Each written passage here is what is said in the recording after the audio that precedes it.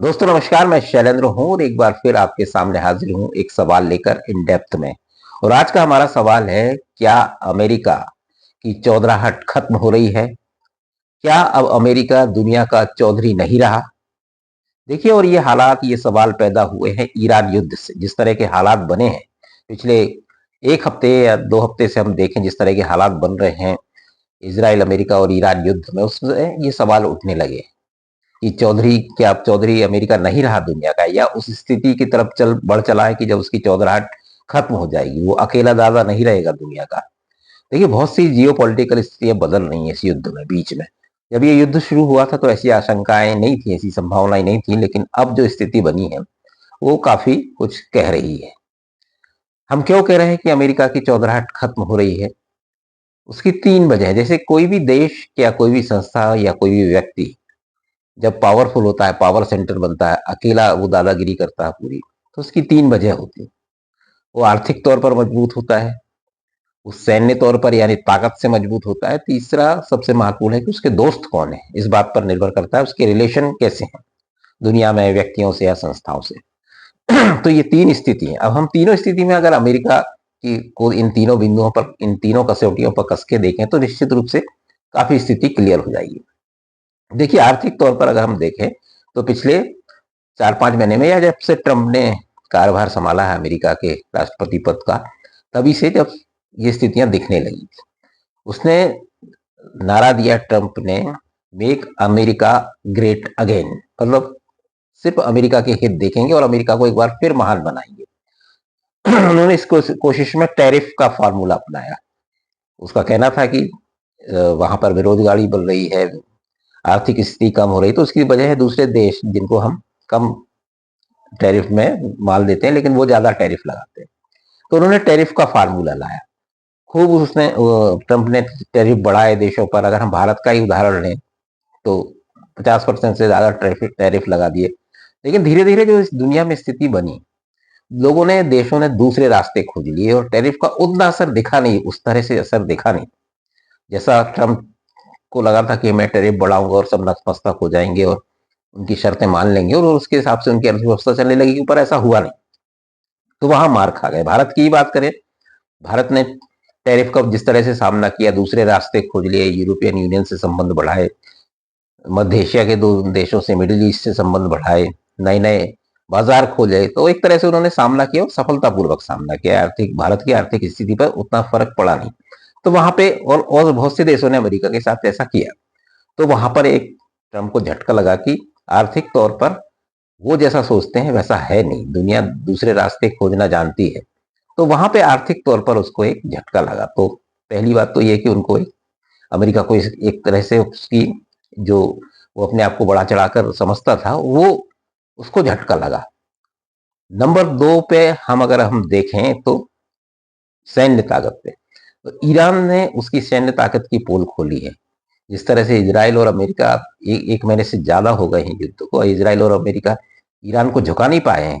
कहा जा रहा था कि 4-5 दिन में ये मामला हो जाएगा, लेकिन ऐसा हुआ नहीं। और आज की डेट में हम ईरान काफी मजबूत अभी भी दिख रहा है। अभी भी उसकी मिसाइलें और रॉकेट लॉन्चर हैं, जो मिसाइल लॉन्चर, वो काफी सेफ है, ऐसा रिपोर्ट बताती है। ये अमेरिका की खुफिया रिपोर्ट बताती है। तो जैसा हम कह रहे थे कि सैन्य स्थिति में भी अमेरिका की पोल एक तरह से खुली है। जिस तरह से हार्मोज बंद करके बैठा है ईरान, और अमेरिका उसको खुलवा नहीं पा रहा है, और वो नाटो की मदद मांग रहा है या दूसरे देशों की मदद मांग रहा है, और जिस तरह से चिढ़ रहे हैं ट्रंप, तो ये कहा जा सकता है कि एक तरह से सैन्य ताकत में भी उस तरह से अमेरिका का प्रदर्शन नहीं रहा और एक पोल खुली उसकी सैन्य ताकत की इस तरह से। दूसरी वजह ये कारण हो गया। तीसरा का जो बिंदु है या कसौटी है, वो है कि आपके दोस्त कौन है। अमेरिका हमेशा रिलेशन, गठबंधन जो उसके रहे हैं दूसरे देशों से, उसकी बड़ी ताकत रही है, खासतौर से यूरोपियन कंट्री की।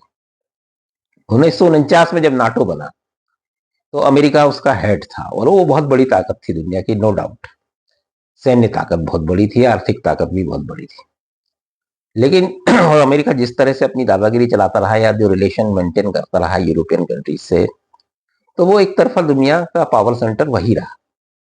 और ये नाटो बना था 1949 में, दूसरे विश्व युद्ध के बाद, और इसकी सबसे बड़ी वजह थी सोवियत संघ का डर। क्योंकि जब शीत युद्ध चल रहा था तो सोवियत संघ और अमेरिका दो पावर सेंटर थे। तो अमेरिका के साथ पूरी यूरोपियन कंट्री थी, क्योंकि उनको डर था सोवियत संघ से। तो वो एक मजबूरी का रिश्ता कह लीजिए, या सोवियत संघ को उस तरफ ना बढ़ने देने की उनकी रणनीति थी, जिसमें वो सफल भी रहे। लेकिन 1991 में सोवियत संघ के विघटन के बाद वो कारण खत्म हो गया उस एकता का, अमेरिका और यूरोपियन कंट्री का। और वो जब से मतभेद शुरू हुए तो आज हम स्थिति में देखते हैं कि ट्रंप बुलाते रहे इस लड़ाई में हार्मुज को खोलने के लिए नाटो कंट्रीज को, लेकिन वो आई नहीं। अब राष्ट्रपति ट्रंप कहते हैं कि ये कागज के शेर हैं। और जिस तरह से खुलकर मतभेद आए हैं नाटो कंट्री और अमेरिका, और अमेरिका, ये पुख्ता खबरें हैं कि अमेरिका अब नाटो से बाहर होने की पूरी तैयारी कर चुका है। तो ये गठबंधन टूटा है। तो एक तरह से जो अमेरिका के रिलेशन या मित्र कंट्रीज थी, उनकी भी पोल खुली कि उसके रिलेशन वैसे नहीं है जैसे पहले थे। तो आर्थिक, सैन्य और रिलेशन, आपके मित्र कौन है, ये तीनों बिंदुओं पर अमेरिका पिटा है पिछले 5 और 6 महीने में, जब से ट्रंप ने अमेरिका के राष्ट्रपति की कमान संभाली है। तो आप देख सकते हैं इन तीनों बिंदुओं पर अगर हम समीक्षा करें तो अमेरिका कहीं ना कहीं बैकफुट पर गया है। और इसलिए हम कह रहे हैं कि अब क्या अमेरिका चौधरी नहीं रहा दुनिया का, उस तरह से अमेरिका की सुनी नहीं जा रही, अब उतना ताकतवर रहा नहीं, उसकी पोलें खुल गई हैं। तो इसलिए मैं कह रहा हूं कि अमेरिका अब इस दुनिया का चौधरी नहीं रहा। इसकी घोषणा तो नहीं हुई है, लेकिन आने वाले दिनों में वो भी हो जाएगी। और अब देखिए पूरा सिनारियो जो दुनिया का बन रहा है, जियो पॉलिटिकल आप सिनारियो देखें या स्थिति देखें, तो आपको और भी बातें समझ में आएंगी कि नए पावर सेंटर बन रहे हैं। हम एशिया में देख लें तो भारत और चीन, खासतौर से चीन तो चुनौती दे ही रहा है। जैसे जिस तरह से टैरिफ में भी उसने चुनौती दी, भारत ने चुनौती दी, तो चीन तो एक बहुत बड़ी आर्थिक ताकत बन चुका है और सैन्य ताकत भी है। तो एक ताकत हम कह सकते हैं, एक पावर सेंटर बहुत तेजी से हो रहा है, वो है चीन। तो एक नया पावर सेंटर ये है। अब यूरोपियन कंट्री जिस तरह का व्यवहार है वो अलग होने की सोच रही है अमेरिका से, तो निश्चित रूप से आने वाले दिनों में एक पावर सेंटर होगा वो। तीसरा, भारत भी जिस तरह से आर्थिक स्थिति भारत की सुधरी है और जिस तरह से अर्थव्यवस्था अभी चौथी और तीसरी अर्थव्यवस्था की तरफ हम बढ़ रहे हैं, तो एक पावर सेंटर बाजार के मायने में भारत भी होगा। तो ये आप देखिए कि ये 4-5 अब मल्टीपोलर रहेगी पूरी दुनिया। मल्टीपोलर, बायपोलर भी नहीं रहेगी। बायपोलर बहुत दिन रही सोवियत संघ और अमेरिका के शीत युद्ध के दौरान, लेकिन अब मल्टीपोलर स्थितियां बन रही हैं और नए रिलेशन बनेंगे और बिगड़ेंगे। तो पूरी जियो पॉलिटिकल स्थितियां बदल रही हैं। और तीसरा जो लीडरशिप है, जो आखिरी में मैं बात करूं तो अमेरिका की लीडरशिप के मायने में अमेरिका ने मार खाई। ट्रंप की विश्वसनीयता बहुत तेजी से कम हुई। जिस तरह के वो बयान देते हैं, जिस तरह की सुबह कुछ बात करते हैं, शाम को कुछ बात करते हैं, जो उनमें गंभीरता नहीं लगती, तो एक वो जो अमेरिका के लीडरशिप के प्रति जो इज्जत या जो सम्मान या जो दबदबा था उसका, वो ट्रंप ने कम किया है। तो एक अमेरिका के चौधरी पद से हटने की एक वजह ट्रंप भी है। और ऐसा होता है, कई बड़े बड़े साम्राज्य ऐसे ही ढहे हैं कि वो 400-500 साल तक शासन किया, उसके बाद एक लीडर ऐसा आया, एक नेता ऐसा आया, एक बादशाह ऐसा आया, जिसकी फैसलों से या उसकी शख्सियत के कारण पूरे साम्राज्य 400-400 500 5 साल को ढह गए। हम मुगल साम्राज्य की भी बात कर सकते हैं, इसका उदाहरण दे सकते हैं, जिस तरह से औरंगजेब ने के कारण पूरा मुगल साम्राज्य ढह गया इतनी 200-250 साल का। तो ऐसी स्थिति बनती है। तो एक लीडरशिप की भी बात है। तो कुल मिलाकर यह है कि अमेरिका अब, जो मैं कह रहा हूं कि अमेरिका अब दुनिया का अकेला चौधरी नहीं रह जाएगा इस ईरान युद्ध के बाद। अभी तो ईरान युद्ध में काफी कुछ होना है और जो स्थितियां बनी हैं, दुनिया का प्रेशर जिस तरह से ट्रंप पर बना है, तो अभी बैकफुट पर ट्रंप ही है या अमेरिका ही है। वो खुद अमेरिका के अंदर से भी घिरे हैं, वो बाहर भी घिरे हैं, चौतरफा घिरे हैं। हो सकता है अभी भी सैन्य ताकत में वो बहुत आगे हों और ईरान को काफी नुकसान पहुंचा चुके हों, लेकिन अब मुझे लगता नहीं कि बहुत बड़ी कार्रवाई वो कर पाएंगे ईरान पे। तो किसी तरह वो इस युद्ध से निकलने की कोशिश में है और युद्ध से निकलेंगे कोशिश में। और किन शर्तों पर ये चीज होती है, ईरान जिस तरह की भाषा बोल रहा है उससे लगता है कि ईरान बहुत आत्मविश्वास में है और जो स्थितियां हैं वो बड़ी जटिल है अमेरिका के लिए मिडिल ईस्ट में। और वो पैदल सेना भी इसलिए उतारने की स्थिति में मुझे नहीं लगता है, हालांकि अभी फोर्सेस आई हैं उसकी वहां पे।